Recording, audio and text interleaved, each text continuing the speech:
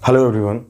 हम लोग आज न्यू चैप्टर स्टार्ट करने वाले हैं क्लास 11th का, जिसमें हम लोग आज कवर करने वाले हैं introduction to physics, that means what is physics and physical quantity, fundamental हमारे जो क्वांटिटी हैं उससे related unit and derived quantity, ये सारी चीज़ों को हम लोग कवर करेंगे। सबसे इम्पोर्टेंट बात यह है कि फिजिक्स यदि आप समझते हो, कंसेप्चुअली अगर क्लियर है कि फिजिक्स क्या है, कैसे हमारे सराउंडिंग से रिलेटेड है, तो जहाँ तक बात आती है न्यूमेरिकल सोल्व करने का या क्वेश्चन, बहुत ही ईजी हो जाएगा। ऐसा नहीं कि आपको बहुत सारा न्यूमेरिकल लगाने की ज़रूरत है। तो एक बात आप ज़रूर ध्यान में रखें कि कंसेप्ट बहुत क्लियर होना ज़रूरी है जो भी फिजिक्स में आप पढ़ रहे हैं। तो सबसे पहले तो हम लोग ये समझने का कोशिश करेंगे कि फिजिक्स होता क्या है, व्हाट इज़ फिजिक्स, आया कहाँ से, कैसे हमारे लाइफ से रिलेटेड है, रियल लाइफ से, इसको सबसे पहले हम लोग समझने की कोशिश करेंगे। तो यहाँ पर जैसे आप देख रहे हो, एक बहुत ही फेमस साइंटिस्ट थे, उनका नेम था डॉक्टर फाइनमैन। उन्होंने ऐसा बताया कि जो चेस गेम है, चेस गेम का जो एक सिस्टम है, जैसे वो प्ले होता है, उस होल सिस्टम को अगर हम लोग सिमिलरिटी देखें तो नेचर में जो घटनाएं हो रही है और जो चेस में जो मूवमेंट होता है वो कहीं ना कहीं सिमिलर है। और इस बात को हम लोग समझने का कोशिश करेंगे चेस के थ्रू। कैसे? मान लो आप कि एक पर्सन आप हो, मान लो आपको चेस नहीं आता है, मान लो ऐसा चेस नहीं आता है, सपोज दैट यहाँ पर एक पर्सन है वेद, एक है विष्णु, ये दोनों चेस खेल रहा है। आपको ये अलाउ किया गया है कि इसके मूवमेंट को, जैसे यहाँ पर हाथी होता है, घोड़ा होता है, किंग क्वीन सारे रखे होते हैं, आपको इसके मूवमेंट को देखकर ये समझना है कि चेस का पॉसिबिलिटीज़ क्या है, क्या क्या ये रूल्स हैं इनके चलने का, इनकी चाल के क्या क्या रूल्स हैं। तो आप देखने के बाद बहुत हद तक कोशिश करोगे तो आप समझ पाओगे। सिमिलरली हम लोग क्या करते हैं कि ये हमारा नेचर है, कंप्लीट जो सराउंडिंग है, यूनिवर्स है, ये हमारा नेचर है। तो नेचर में भी जो इवेंट होते हैं, जो फिनोमेना होता है, उसको हम लोग ऑब्जर्व करते हैं, डिस्कवर करते हैं।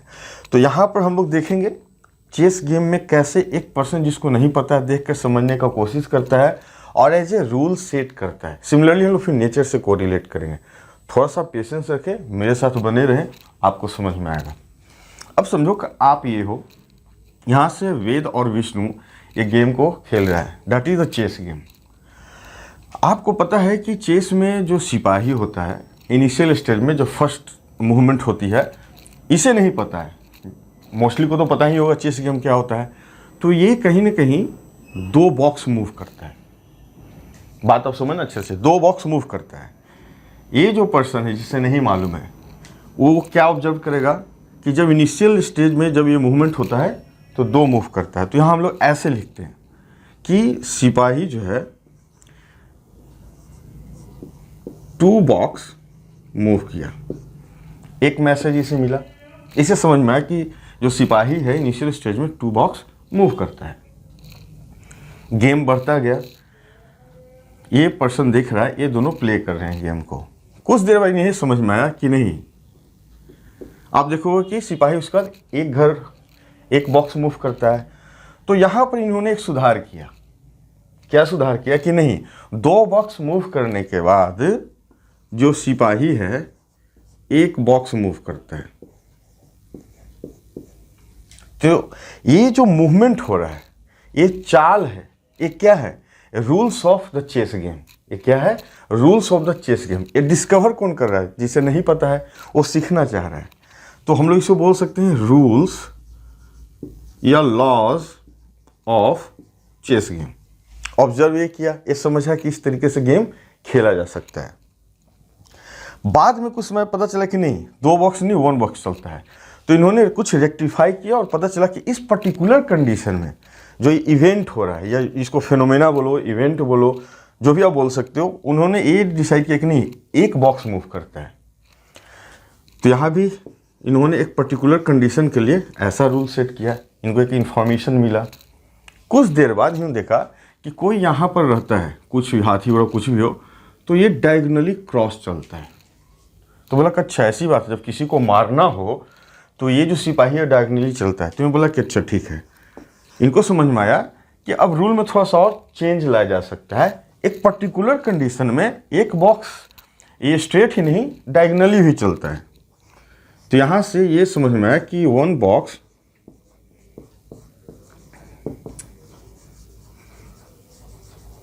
डायगोनली भी मूव करता है। These are the rules of the chess game. कौन ऑब्जर्व कर रहा है? ये पर्सन जिसे नहीं पता है। जिसे नहीं पता है तो ये क्या पता चला कि ऐसे ऐसे रूल्स हैं चेस का। सिमिलरली नेचर में हम लोग बहुत सारे घटनाएं को देखते हैं। नेचर में हो रहा है बहुत सारे घटना, अभी देखते हैं, कुछ सर्टेन एग्जाम्पल लेंगे और समझेंगे। यहाँ पर इसके लिए ये पर्सन ऐसा है जिसे चेस गेम भी नहीं आता है और इसे फिजिक्स भी नहीं आता है, लेकिन इसको ऑब्जर्व करने के लिए बोला गया। तो ये कौन है पर्सन जिसे नहीं मालूम है? जैसे जो फिजिक्स होते हैं या साइंटिस्ट होते हैं उनको समझ में आता है। तो अब यहाँ से आप समझो कि मान लो कि एक टेबल है, टेबल की हाइट से एक आयरन बॉल को छोड़ दिया गया। अब आपको पता है कि ग्रेविटेशनल फोर्स पर लगता है, उस पर नहीं जाना है। मान लो कि इस समय आपको कुछ नहीं पता है, बस मेरी बात समझो। आप आयरन बॉल को आपने छोड़ा, आयरन क्या हो अर्थ की तरफ आएगा, नीचे ड्रॉप करके कुछ यहाँ आ गया होगा ऐसे। आयरन बॉल की जगह एप्पल रखो फिर भी आ जाएगा। इसके जगह आप कुछ एक सॉलिड स्टोन लो, उसे आप ड्रॉप करो, वो भी आ जाएगा। यहाँ पर क्या हो रहा था, यानी आपको एक घटना यहाँ नेचर में दिख रहा है।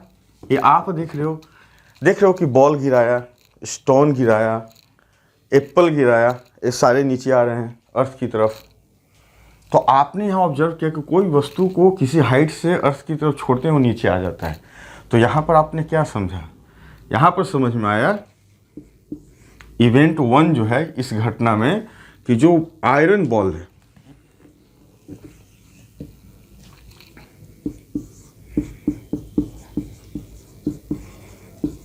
आयरन बॉल का इवेंट आपको क्या दिखाता है?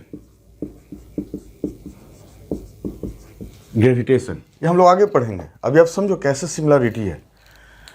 आयरन बॉल कुछ भी गिरा, तो यहाँ से हमें क्या समझ में आया कि ग्रेविटेशन का ज्ञान हुआ। एक रूल है, लॉज है ग्रेविटेशन का। आपको पता है, नहीं पता है तो ठीक है, हम लोग आगे इसको डिस्कस करेंगे पर्टिकुलर चैप्टर में। यहाँ पर आप समझो कि जिस तरह ऐसे हुआ। अब दूसरा केस, अब यहाँ पर जिस तरह सैनिक 2 बॉक्स मूव किया, तो कोई भी आप गेम देखोगे डिफरेंट गेम, तो उसको अगर कोई 2 बॉक्स चलता है तो पता है हमें कि इनिशियल स्टेज में 2 बॉक्स चलता है। इसी तरह हमें यहाँ समझ में आया कि कोई भी बॉल गिराए तो वो अर्थ की तरफ अट्रैक्ट होगा। तो हमें एक रूल मिला, लॉ मिला, इस चीज़ को हमने डिड्यूस किया, समझा।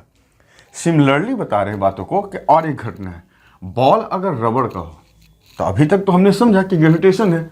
बॉल अगर रबड़ का हो, सपोज ये वैक्यूम पाइप है, इसमें कोई एयर वगैरह नहीं है, तो क्या होगा? ये ड्रॉप तो करेगा जरूर, लेकिन बाउंस बैक कर जाएगा ऑलमोस्ट सेम हाइट तक।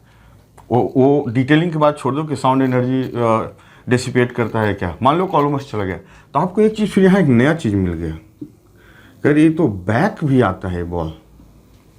तो अभी आपने पढ़ा था कि अट्रैक्ट करता है, और बैक हो गया, एक न्यू इवेंट। जैसे यहाँ न्यू इवेंट था कि 2 बॉक्स के बाद 1 बॉक्स मूव किया, तो अभी तक तो सब कुछ सही चल रहा था, लेकिन यहाँ रबर बॉल जैसे ही डाला तो आया तो जरूर, लेकिन बाउंस बैक कर गया। तो यहाँ पर आपने एक नया चीज़ समझा। क्या समझा? इस कंडीशन में आपने सर्च किया और इलास्टिसिटी के बारे में समझा। इलास्टिसिटी के रूल रेगुलेशन होते हैं, वो बाद में पढ़ेंगे।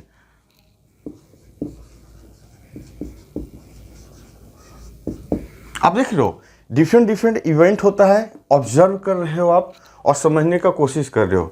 लॉज और रूल नेचर ने फिक्स कर रखा है, उनके अकॉर्डिंग चलता है। हम लोग बस ऑब्जर्व करते हैं, ऑब्जर्व करके समझने का कोशिश करते हैं कि आखिर ये कैसे हो रहा है, इसके पीछे क्या नेचर का लॉज लगा हुआ है, क्या रूल्स है। हम लोग डिस्कवर कर सकते हैं। लॉ और रूल को हम लोग सेट नहीं कर सकते हैं, वो सेट बाय नेचर, हम लोग उसको ऑब्जर्व करते हैं। तो नेचर को ऑब्जर्व कर रहे हैं। अब यहाँ पर रबर बॉल है लेकिन एयर है। अब यहां पर ड्रॉप किया, लेकिन कुछ सर्टेन हाइट तक ही गया। तो यहां हमें क्या समझ में आया कि एयर में रबर बॉल ड्रॉप किया तो यहां से हमें कहीं कुछ फ्रिक्शन लगा होगा। इसमें डिटेल नहीं जाना, थोड़ा बहुत आपको पता भी होगा। तो यहां से हम लोग एक नया चीज समझे इस पर्टिकुलर इवेंट में कि नहीं, थोड़ा सा मॉडिफाई किया जाए जो अभी तक हमने समझा है नेचर को कि नहीं फ्रिक्शन भी होता है। तो यहां पर रबर बॉल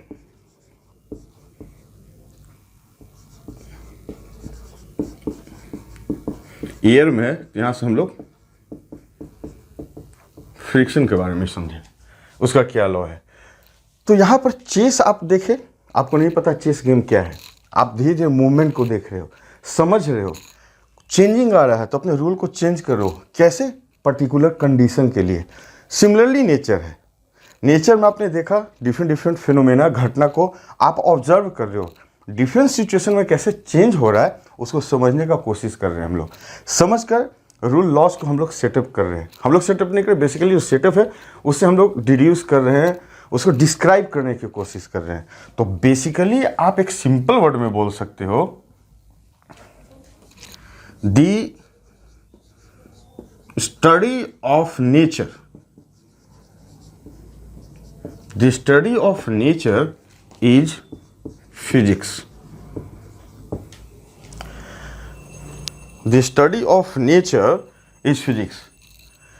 नेचर को जो हम लोग स्टडी कर रहे हैं दैट इज द फिजिक्स। यानी कि फिजिक्स में कोई ऐसा कंसेप्ट नहीं है जो नेचर से ना लिया गया हो। तो कोई चीज़ अगर हम लोग पढ़ रहे हैं सिलेबस में, कोई चीज़ समझ रहे हैं, तो कहीं ना कहीं उसका नेचर में वैसा इवेंट हो रहा होगा। तो इसलिए मैं बार बार बोल रहा हूँ कि अगर आप इस बात को कनेक्ट कर लें कि नेचर में कैसे क्या हो रहा है उस कंसेप्ट से, तो आपको समझना बहुत आसान होगा। इसीलिए कि आप ज़्यादा फोकस करो कि नहीं कुछ रट लेना है या 100-500 न्यूमेरिकल लगा लेने हैं, उससे शायद आपको बहुत बेनिफिट नहीं होगा, बशर्ते कि आप कंसेप्ट को बहुत क्लियरली समझो। और फिजिक्स एक ऐसा चीज़ है कि आप उसको प्रैक्टिकली जब कनेक्ट करने की कोशिश करोगे नेचर से, तो बहुत कुछ आपको समझ में आएगा।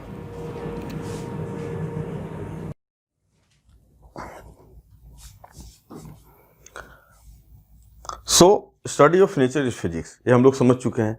तो फिजिक्स में एक बात समझ लें, इसलिए हम लोग ये डिस्कस कर रहे हैं कि जैसे ही आपको समझ में आ गया कि फिजिक्स के जो भी कंसेप्ट हैं, फार्मूला है, वो सिर्फ याद नहीं करना है। अगर आप कनेक्ट करना शुरू करोगे नेचर के डॉट को, बहुत आसान लगेगा, आपको बोझ कभी नहीं लगेगा। तो मेरी ये कोशिश रहेगी कि जब भी आपके साथ में कोई लेक्चर डिस्कस करूं, नेचुरल जो फेनोमेना है इवेंट, उसे मैं कनेक्ट कर सकूं, ताकि आपको विजुलाइज करने में बहुत आसान होगा। जब विजुलाइज जब करने लोगे कि ये है क्या, तब आपको न्यूमेरिकल बहुत स्मॉल पार्ट है, बड़ी बात नहीं है, न्यूमेरिकल आप आसान से कर सकते हो। तो हम लोग यहाँ तक समझ चुके हैं। अब यहाँ पर जो ये सारे चीज़ हैं, इसको थोड़ा सा हम लोग रब करते हैं।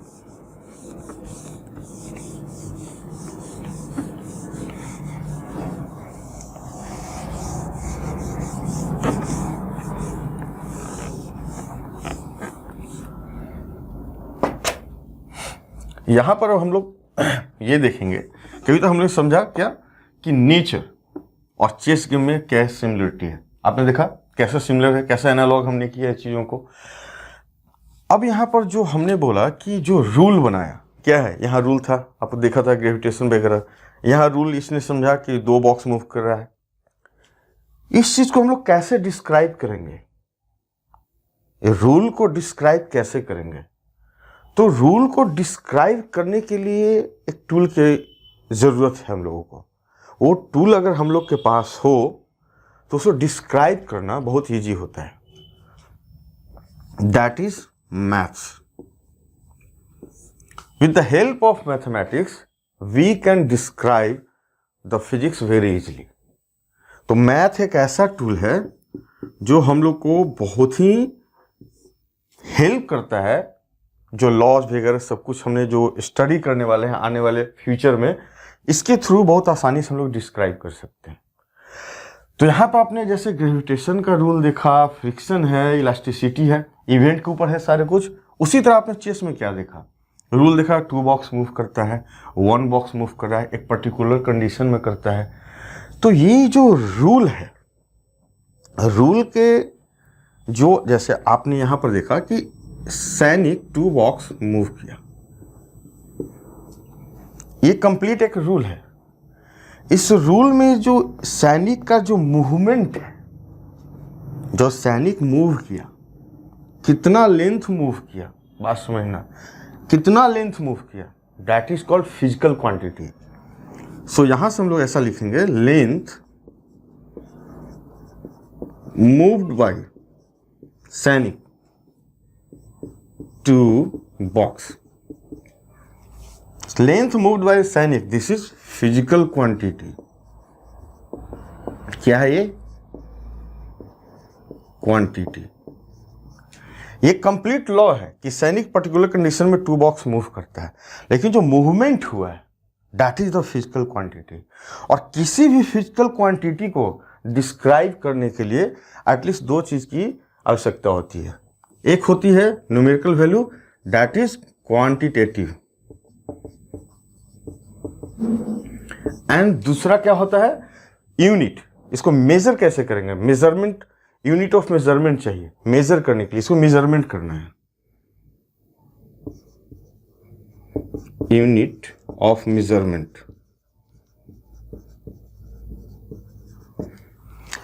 तो लॉ हमने पहले सेट किया, समझा, ऑब्जर्व किया, डिस्कवर किया, लॉ सेट हुआ। लॉ के थ्रू जो हमारे पास एक क्वांटिटी आ रहा है, जैसे यहां पर फॉर एग्जांपल क्या है? लेंथ मूव्ड बाय सैनिक, that is 2 box, this is the physical quantity. Physical quantity कैसे एक्सप्रेस करेंगे, डिस्क्राइब करेंगे? Quantitative, numerical value and the unit of measurement. अब आप समझे ध्यान से यहां पर,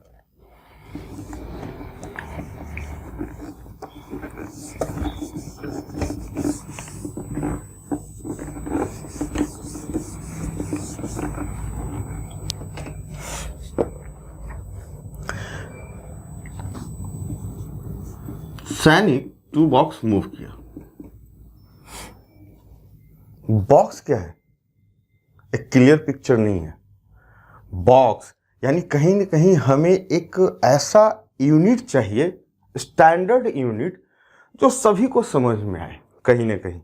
अब बॉक्स आपके लिए कुछ बड़ा हो सकता है, कुछ छोटा हो सकता है, तो थोड़ा सा इसको हम लोग सिंप्लीफाई करते हैं। हमने फिर लिखा कि सैनिक है 2 यूनिट लेंथ मूव किया, थोड़ा सा क्लियर लगा, लेकिन यूनिट लेंथ अपने आप में भी कहीं की क्लियर पिक्चर नहीं है। जैसे रीजन कि आपके लिए यूनिट लेंथ इतना हो, किसी के लिए इतना हो, किसी के लिए इतना हो, तो ये कुछ क्लियर नहीं है। तो फिर आखिर इस प्रॉब्लम को दूर कैसे किया जाए? बात यह है, इस प्रॉब्लम को दूर कैसे किया जाए? तो एक स्टैंडर्ड यूनिट जो होता है वो कहीं ना कहीं इनवेरिएबल होना चाहिए। तो ये जो स्टैंडर्ड यूनिट की हम लोग बात कर रहे हैं,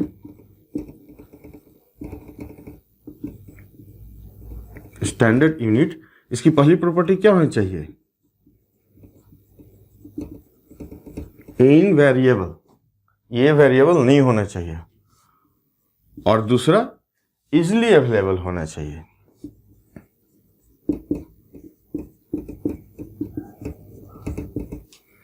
इनमें मतलब चेंज नहीं होना चाहिए। जैसे अगर मैं बोलूं कि एल्बो से इसका लेंथ क्या है, तो आपका कुछ और होगा, मेरा कुछ और होगा। तो यानी कि एक बॉडी है, ये चेंज नहीं होनी चाहिए, फिक्स होनी चाहिए। एक बॉडी है CGPM, international body weight and measurement का, जो एक डिस्कशन के बाद शायद डिफरेंट जो ऑर्गेनाइजेशन बॉडी है, एक स्टैंडर्ड यूनिट को फिक्स किया गया कि हाँ जी, लेंथ को हम लोग क्या कह सकते हैं यूनिट में, मास को क्या कह सकते हैं, और उसमें ये 2 कंडीशन फिक्स होनी चाहिए। तो यहां से फिर एक निकला कि नहीं, हमें कहीं ना कहीं यूनिट को ऐसा करना चाहिए कि अगर मैं बोलूं कि समथिंग 1A, समथिंग ऐसा बोलूं, तो पूरे वर्ल्ड को समझ में आना चाहिए कि हाँ जी 1A मतलब इतना ही होता है लेंथ के मामले में। तो फिर वहां से ये चीज चेंज होने लगा, और फिर वहां से लोग डिसाइड किए कि 7 फंडामेंटल जो या बेस क्वांटिटी है उसके लिए यूनिट डिसाइड किया गया। तो यहाँ से फिर हमारे एग्जिस्टेंस में आया फंडामेंटल यूनिट क्वांटिटी या बेस क्वांटिटी और उसके यूनिट्स। और यूनिट्स क्या होंगे? Invariable, easily available. तो यहाँ से हमारे पास आए 7 फंडामेंटल या बेस क्वांटिटी।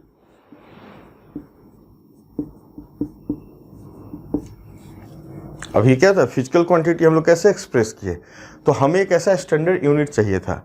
तो इन्होंने फिर डिसाइड किया कि 7 फंडामेंटल क्वांटिटी लिया जाए और जिसके यूनिट हो जो इंटरनेशनल एक्सेप्टेड हो, उस तरीके के स्ट्रक्चर को सारे वर्ल्ड जो है फॉलो करेंगे।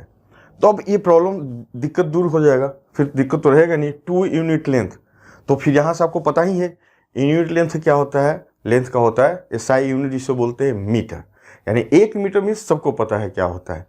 तो अभी उस चीज़ को हम लोग यहाँ पर देखेंगे।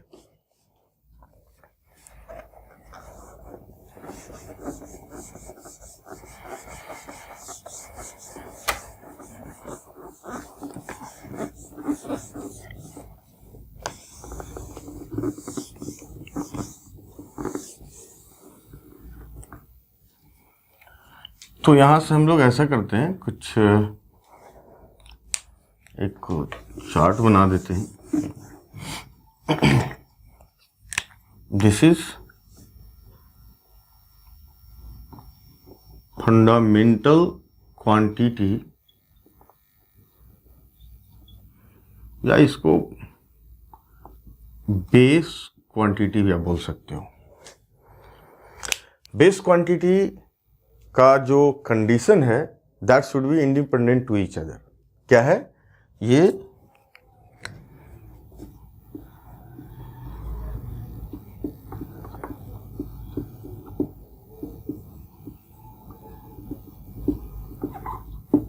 जो सीजीपीएम जो बॉडी ने डिसाइड किया, तो क्या किया, फंडामेंटल क्वांटिटी को डिसाइड किया। क्या है अभी मैं बताने वाला हूँ, उसकी यूनिट क्या है वो बताऊंगा। तो ये जो फंडामेंटल क्वांटिटी है, एक दूसरे जो फंडामेंटल क्वांटिटी है उस पर ये डिपेंड नहीं करते हैं, ये इंडिविजुअल है अपने आप में।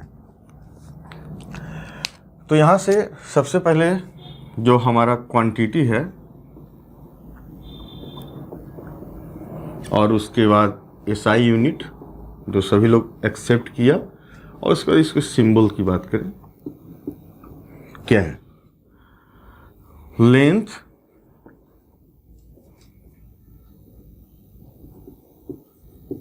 this is meter and this is symbol like this.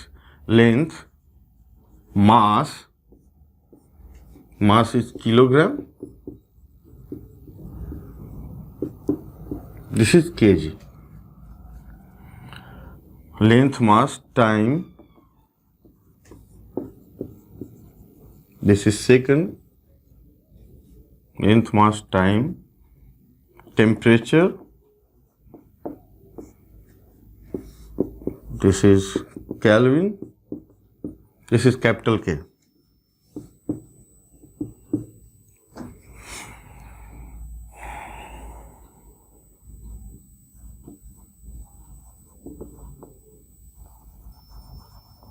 Luminous intensity,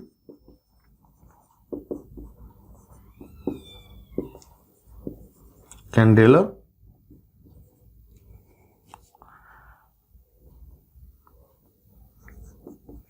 amount of substance,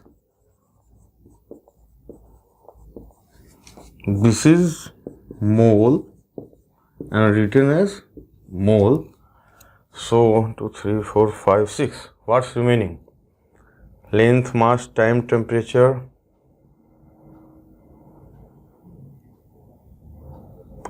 current. This is ampere and this is capital A. तो ये जो प्रॉब्लम आ रहा था, किसी भी रूल रेगुलेशन को जो हम लोग डिस्क्राइब कर रहे हैं, डिस्क्राइब करने के बाद जो हमारे पास फिजिकल क्वांटिटी आ रहा है, तो एक्सप्रेस करने में प्रॉब्लम आ रहा था। किसी ने बोला 2 बॉक्स, किसी ने बोला 2 यूनिट लेंथ। तो इस प्रॉब्लम को दूर करने के लिए स्टैंडर्ड यूनिट लाया गया जो सभी को समझ में आ जाए, दैट इज मीटर। अब यहाँ से ये प्रॉब्लम दूर हो गया। अब प्रॉब्लम, और इसकी प्रॉपर्टी क्या है, ये सारे इंडिपेंडेंट हैं, दूसरे पर डिपेंड नहीं करते हैं। तो यहाँ से प्रॉब्लम ये दूर हो गया, ये हो गया 2 मीटर। यानी कि जो फिजिकल क्वांटिटी जो चेस में सैनिक जो मूव किया, 2 बॉक्स क्या बन चुका है, 2 मीटर। अभी 2 मीटर वर्ल्ड वाइड सबको समझ में आ रहा है कि 2 मीटर क्या होता है।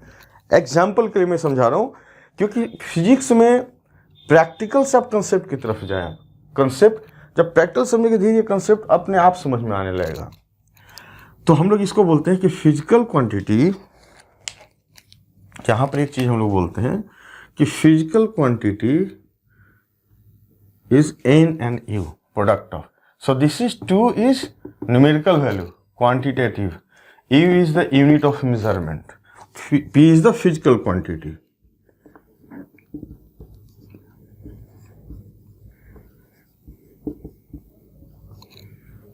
This is quantitative.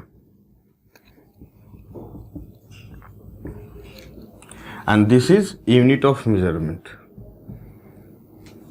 राइट तो ये चीज़ आपको समझ में आया कि जब भी कोई फिजिकल क्वांटिटी होगा, ये 2 चीज़ों का प्रोडक्ट होगा। कितने नंबर ऑफ टाइम्स यूनिट के हैं ये जरूर आपको पता हो, 1 टाइम्स 2 टाइम्स या फ्रैक्शन में जो भी हो। तो अभी तक हम लोग क्या समझे कि फिजिकल क्वांटिटी, फिजिक्स क्या होता है, फिजिक्स बेसिकली क्या है, नेचर से कैसे हम लोग ऑब्जर्व करते हैं, कैसे उस रूल को हम लोग समझने की कोशिश करते हैं, समझने के बाद वो क्वांटिटी कैसे हम लोग एक्सप्रेस कर सकते हैं।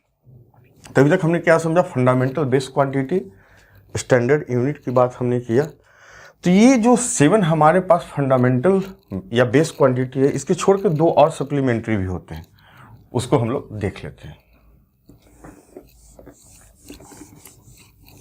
होपफुली आपने नोट कर लिया होगा।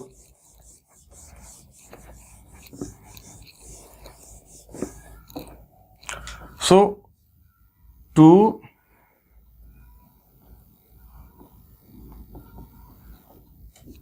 सप्लीमेंट्री क्वांटिटी है। फर्स्ट इज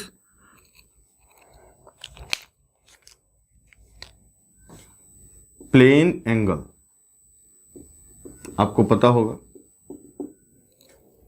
जो इसका जो ये क्वांटिटी है, इसका जो यूनिट है that is radian and symbol is RAD. दूसरा है सॉलिड एंगल, सब मैथ में हम लोग देखेंगे। अभी आप फिलहाल ये आपको पता भी होगा।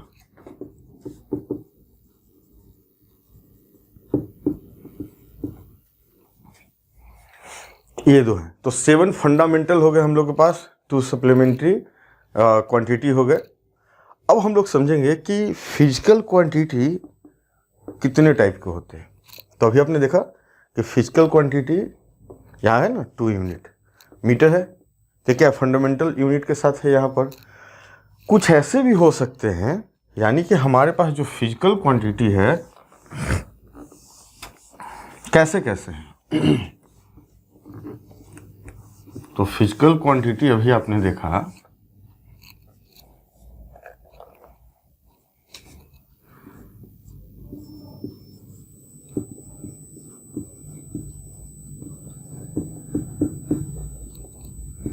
एक, आपने देखा फंडामेंटल या बेस क्वांटिटी, अभी आपको बताया मीटर, लेंथ, टाइम वगैरह। तो एक हमारा है फंडामेंटल,